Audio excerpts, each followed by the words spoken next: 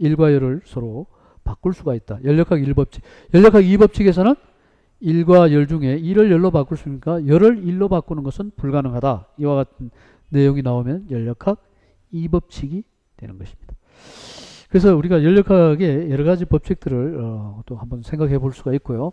그 다음에 이제 우리가 얘기할 수 있는 것들이 과정의 사이클이라는 게, 과정의 열역학 1법칙은 가역 과정이다. 맞습니다. 가역 과정이란 말이 있어요. 가역이란 말, 가역 과정이란 말이 있고 비가역 과정이에요. 비가역. 어느 한 상태의 변화가 일어난다 그러면은 가역 과정은 모든 점에서 열역학적, 화학적 모든 평형이 유지된다.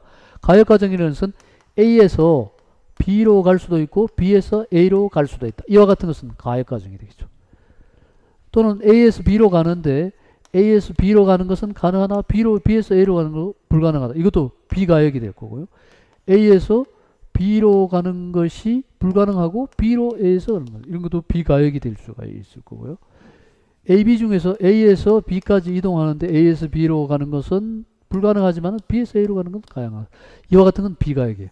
그 가역이란 말은 서로 교환이 가능하다. 어떠한 물질이 있으면은 그 물질의 어떤 열적 변화라든가 뭐 여러 가지 화학적 변화가 서로 수반이 돼서 결과물이 나오는데 그 결과물은 다시 원래 상태로 되돌릴 수가 있다?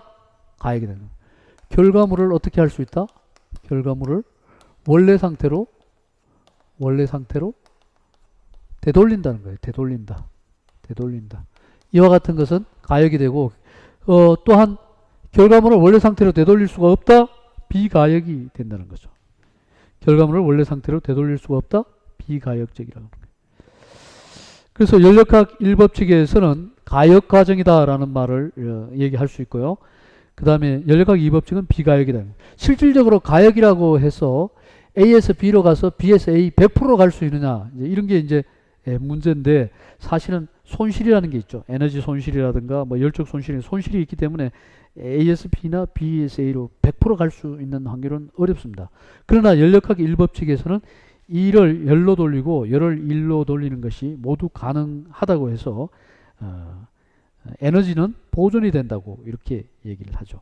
그러나 실질적인 에너지는 완벽한 보존이 되기는 쉽지 않다는 거죠. 어렵다는, 이렇게 알고 있으면 돼요. 비가역 과정에는 실제로 가역 과정은 존재할 수 없고, 또한 경계를 통하여 이동할 때 변화를 남기는 과정, 즉 평행이 유지되지 않는다는 거예요. 그래서 이거는 원래 상태로 되돌릴 수가 있고, 또 뭐예요? 원래 상태로 되돌릴 수가 있고,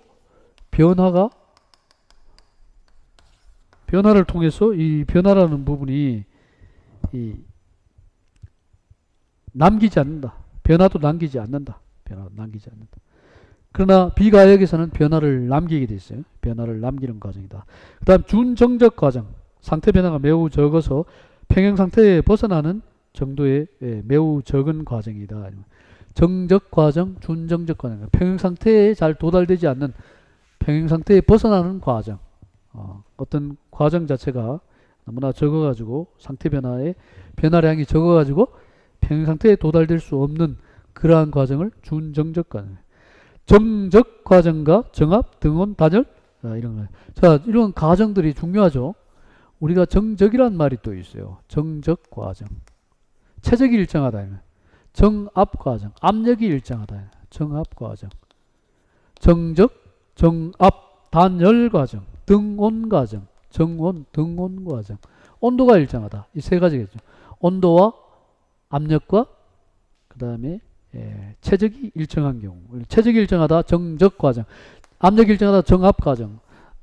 온도가 일정하다. 등온 과정. 그 다음에 단열 과정. 단열 과정.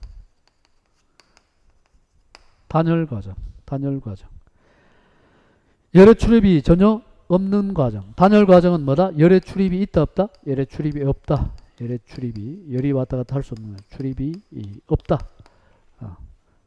등온은 온도가 일정한 상태에서 과정이다. 정압은 뭐다? 압력이 일정한 과정이다. 정적은 뭐다? 체적이 일정한 과정을 얘기하는 거. 꼭 알아둬야 되고요. 그래서 그 다음에